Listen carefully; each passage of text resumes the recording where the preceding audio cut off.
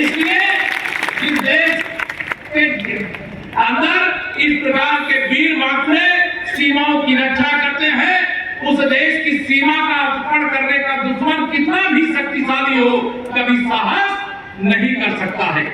और आज मुझे 56 इंच के सीने वाले भारत के प्रधानमंत्री माननीय नरेंद्र मोदी जी का जिक्र करने की आवश्यकता हो रही है। आप सबको मालूम है, इस देश के अंदर आतंकवादियों के हमले, उस हमले में हमारे सेना के वीर मातरों का बलिदान होना और नागरिकों का बलिदान या समाचारों की हेडलाइन बना करती थी 2014 से पहले। कोई भी अखबार देखिए तो, टीवी देखिए तो, सोशल मीडिया देखिए तो दुश्मन देश की ओर से हम पर हमला किया जाता था। और उस समय की सरकार जो केंद्र में बैठी हुई थी, उनका आदेश था कि आतंकवादी आप पर गोली चलावे तो कोई बात नहीं है, लेकिन जब तक दिल्ली आदेश ना दे तब तक आप दुश्मन पर गोली नहीं चलाओगे। लेकिन आपने जब इस देश के अंदर, प्रदेश के अंदर, आगरा के अंदर कमल खिला करके माननीय नरेंद्र मोदी जी को देश की बागडोर सौंप दिया, तो उन्होंने कहा पहली गोली तो मत चलाना, लेकिन अगर दुश्मन की ओर से गोली चल जाए तो गोली का जवाब गोला से देने में 1 मिनट की देर भी मत करना।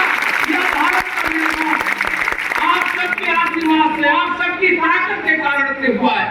अगर आप कमर का बटन नहीं दबाते, माननीय नरेंद्र मोदी जी को भारत का प्रधानमंत्री नहीं बनाते, तो मेरे वीर मातरों के अंदर तो इतना दम है कि जीवन के अंतिम सांस तक दुश्मन को ढेर करने की सामर्थ रखते हैं, जिसके उदाहरण नायक जितेंद्र सिंह जी हैं। लेकिन अगर सरकार ही हाथ में हथकड़ी लगा देगी तो हमारे जवान क्या कर पाएंगे। लेकिन आज आप देखते होंगे आतंकवाद दम तोड़ रहा है। पाकिस्तान हो चाहे चीन हो, जो देश की सीमाओं पर आए दिन नजरें टेढ़ी करने का काम करते थे, घुसपैठ करने का काम करते थे, उनको ये मालूम है कि घुसपैठ करेंगे तब भी मारे जाएंगे। और अगर चुपके से घुस करके आए और देश के किसी हमारे जवान के साथ कोई हरकत करने का काम किया तो आप सब जानते हैं, चाहे उरी में आतंकवादी हमला हो, चाहे पुलवामा में आतंकवादी हमला हो, हमारे इन्हीं वीर मातरों ने सर्जिकल स्ट्राइक करके, एयर स्ट्राइक करके देश के दुश्मनों को उनके जमीन में ही घुस करके वहीं उनकी कब्रगाह बनाने का काम किया है, वहीं उनका कब्रिस्तान बनाने का काम किया है। क्या आज ये परिवर्तन इसलिए है क्योंकि आपकी ताकत है, आपका समर्थन है। और यहाँ आपको मुझे कहते हुए गर्व हो रहा है, हमारे माननीय प्रधानमंत्री श्री नरेंद्र मोदी जी के नेतृत्व में केवल सीमाओं की रक्षा ही नहीं करने का, पूरा छूट देने का काम किया गया है, बल्कि आप गांव में रहने वाले, जैसे जय जवान जय किसान का भी राजकुमार जी ने नारा दिया, जय जवान जय किसान के साथ साथ किसान के लिए, गांव के लिए, गरीब के लिए, माताओं बहनों के लिए, सब के लिए उनके उज्जवल भविष्य के द्वार खोलने का काम किया। आप सब जानते हैं आगरा की सबसे बड़ी समस्या क्या थी? यहाँ का खारा पानी मीठा पानी नहीं होता, और खारा पानी अभी भी आपको मिल रहा होगा, मैं जानता हूं। पूरे विश्व के अंदर भारत ऐसा देश है जिस देश में हर घर से नल से जल पहुंचाने का महाअभियान चल रहा है। लेकिन आगरा के लोग तो सौभाग्यशाली। अभी राजकुमार जी से मेरी चर्चा हो रही थी, हम तो हर गांव में हर घर तक नल से जल, अगड़ी जाति का है कि पिछड़ी जाति का है कि अनुसूचित जाति का, ये भेद नहीं होता। यहाँ तो अगड़ी, पिछड़ी, अनुसूचित जाति की त्रिवेणी है, हर घर तक नल से जल पहुंचाने का काम किया जा रहा है। लेकिन आगरा वाले इतने भाग्यशाली हो कि आपके लिए पहले चंबल का पानी घर तक पहुंचाने की योजना थी, अब सीधा गंगा जल आपके घर तक आने जा रहा है। 4000 करोड़ से अधिक की लागत की योजना स्वीकृत हो गई। अब हर ओवरहेड टैंक बनाना होगा, पाइपलाइन डालना होगा। कुछ समय थोड़ी तकलीफ भी होगी, क्योंकि जब पाइपलाइन पड़ेगी तो जो आपके घर जाने वाला रास्ता होगा, वहां 1 मीटर नीचे पाइपलाइन डालनी है तो अब सड़क तोड़नी पड़ेगी, रास्ते खोदने पड़ेंगे, और उसके अंदर पाइपलाइन डाल करके जब तक टेस्टिंग नहीं हो जाएगी, जब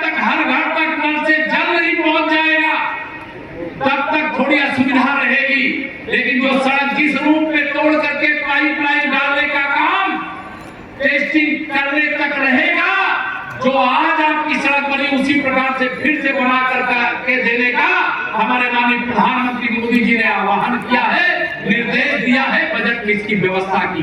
बताइए गंगा जल आएगा, खुश हो कि नहीं? आप बताओ दोनों हाथ लगाओ, खुश हो कि नहीं खुश हो? आजादी के अमृतकाल का महोत्सव हम सब लोग मना चुके, लेकिन यहाँ सौभाग्य आजादी का शताब्दी का प्रारंभ हो रहा है, तब आपको मिल रहा है। मेरी जानकारी के अनुसार दिसंबर 2024 तक हर घर नल के माध्यम से, पाइपलाइन के माध्यम से गंगा जी का पवित्र जल पहुंच जाएगा। चाहे उसको पीने के लिए उपयोग में लाइए, चाहे जिस रूप में उपयोग में लाइए, क्या आपको प्राप्त होने वाला है, या पूरा ब्रज क्षेत्र पवित्र गंगा जल उनको नल के माध्यम से पहुंचाने का काम किया जाएगा। यहाँ हमारे बड़ी संख्या में बड़े बुजुर्ग आए थे, मुझे किसी ने साफा पहना करके सम्मानित किया, किसी ने मुकुट पहना करके सम्मानित किया, किसी ने गदा भेंट करके, किसी ने साल भेंट करके सम्मानित। मैं सबका हृदय से आपके सम्मान आप मेरा रखते हो, मैं भी आपको यहाँ पर विश्वास दिलाता हूँ, आप सबके सम्मान में भी हम कोई कमी नहीं आने देंगे।